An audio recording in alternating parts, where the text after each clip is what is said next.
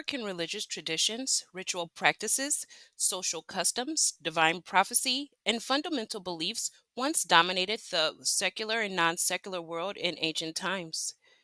Seems hard to imagine. Even more, the notion that African women, the oldest human beings on the planet, laid the theological foundation for Judaism, Hinduism, Christianity, and Islam under the auspices of the Black matriarchs seems even more incredible.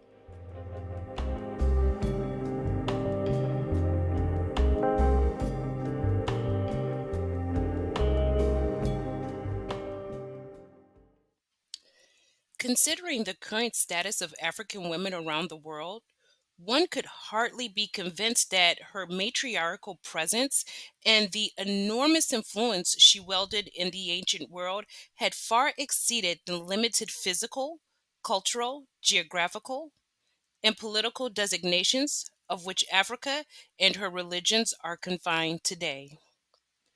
One could hardly imagine also that African religion has reached very high levels of theological and ritual development, and also that they were the original home of the world's first great oracles, prophetesses, and prophets. The absence of African women in world history as major players, as opposed to exceptions to the norm or mere appendages of great men, has been problematic and disturbing at best. For the first time, her story is being unearthed, revealed, and told.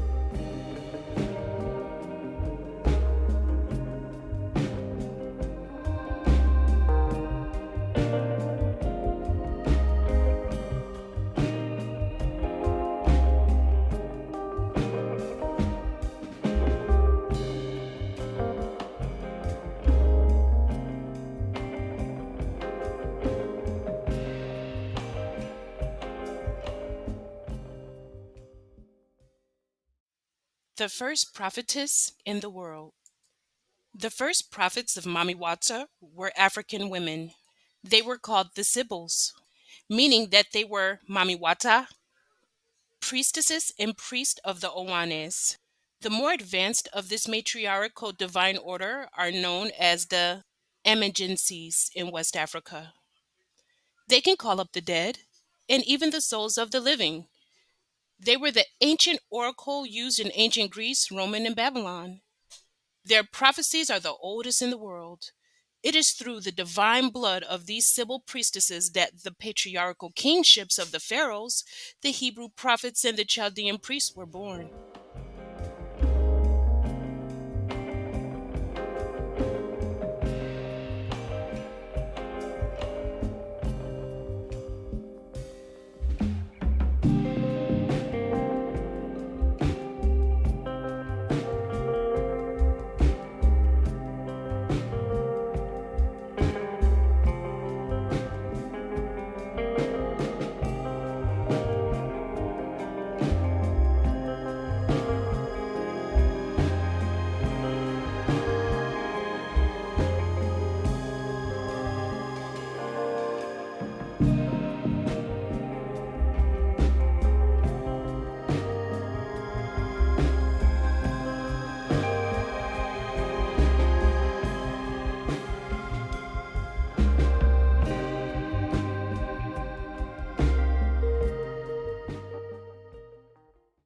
Africans.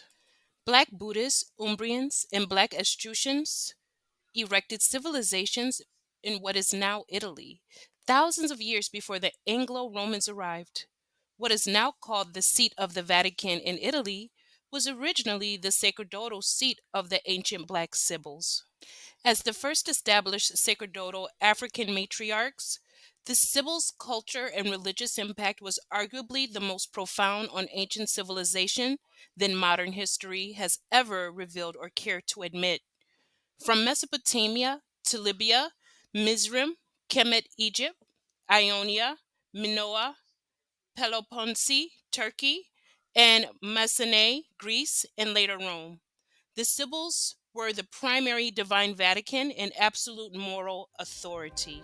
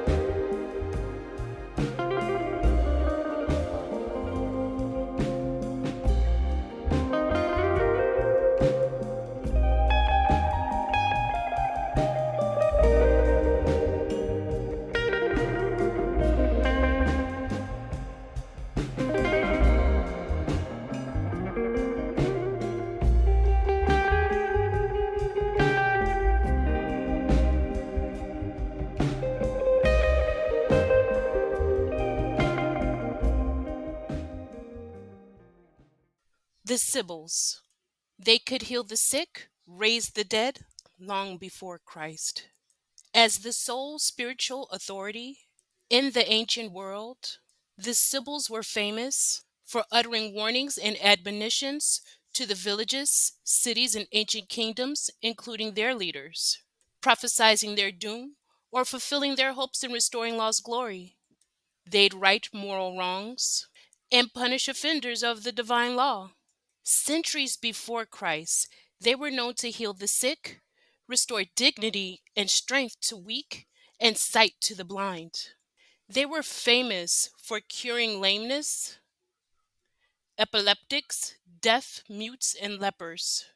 They were said to cast out demons and even to raise up the dead.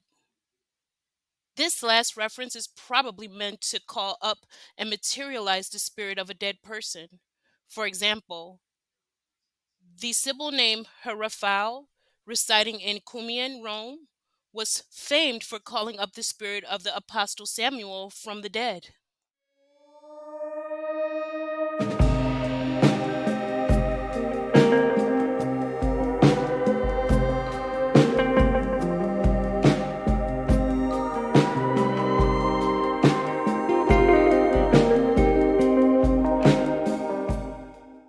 Sibyl's divine oracle basis for Western Bible. However, the Sibyls' most significant contribution were their famous oracles containing the divine prophecies that they would utter in transpossession. These prophecies would be carefully written down by their assistants and compiled into books. These prophetic proses were the basis for Greek and Roman tragedies and plays.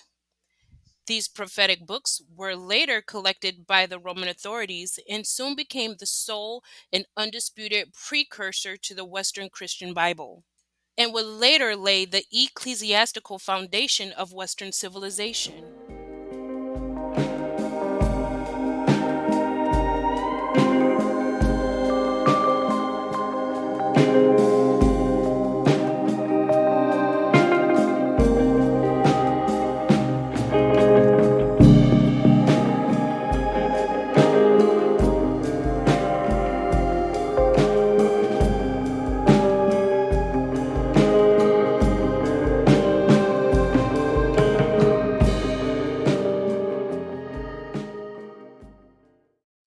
Over the millenniums, other Sibyl prophecies, oracles, and revelations were systematically retrieved and purchased, stolen or haphazardly collected by various means, all throughout the ancient world where temples existed.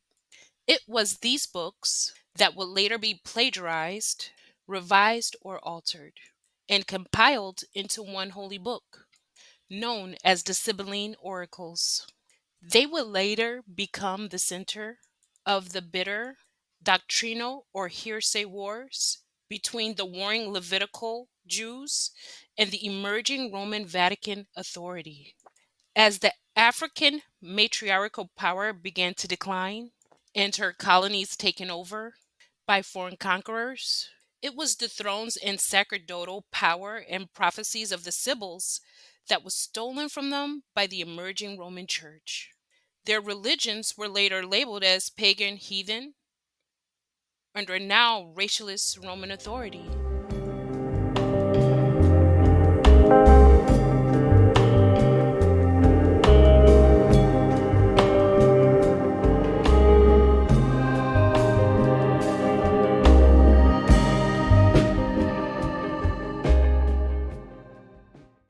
The emerging Roman Church, in their ignorance and ambition, acquired and doctored the Levite Jews' corrupted versions of the Sibyl's prophecies, until one could hardly distinguish one forgery from the other. Some of these prophetic books were used by the Vatican to compile what is known today as the Judeo-Christian Bible, crediting their authorship to conspicuous Roman and other male prophets. Those books for which it was hard to conceal their African matriarchal origins were simply destroyed or relegated to hearsay.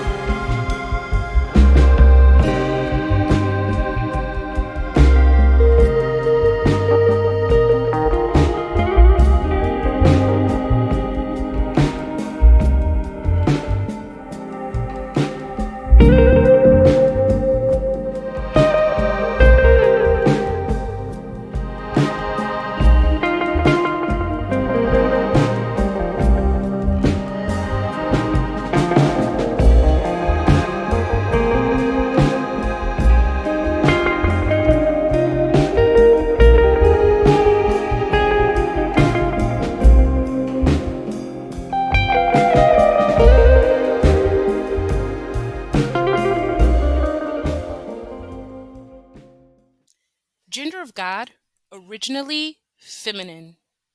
The gender of God was later changed from feminine to masculine. Originally, within each prophetic verse, it is claimed the Sibyls made praises to Mami as Our Lady and proclaimed that she was greater than any other god in the world. Roman senator Cicero writes that the last three books of the Sibyl Hierophile were deliberately burned in a fire by the Roman governor Stilcon the tyrant. Stilcon was eternally hated by all of Rome for this sacrilegious act, which prompted a universal reaction from poets, scholars, and musicians alike. So worshipped was this Sibyl of Cumia that she was immortalized by all of Rome in one of her appellations, Europa, for which Europe is allegedly named.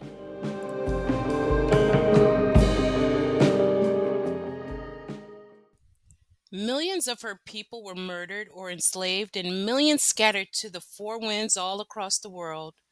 The historical evidence shows that it was these groups and not the Christians who were the actual ones persecuted and finally enslaved.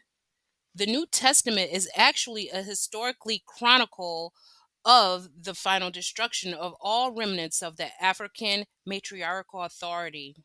Books that were politically and not divinely inspired, which is why the Levitican Jews, enemies of the Roman Church, refused to recognize them as authentic.